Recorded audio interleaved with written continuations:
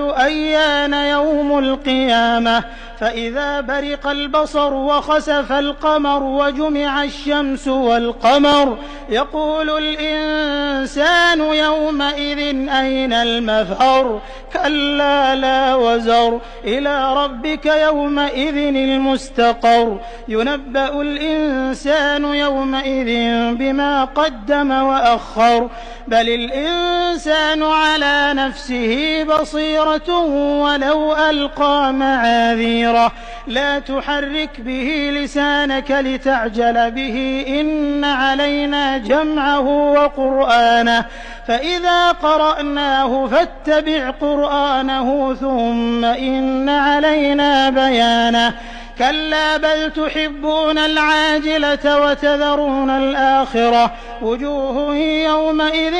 ناظرة إلى ربها ناظرة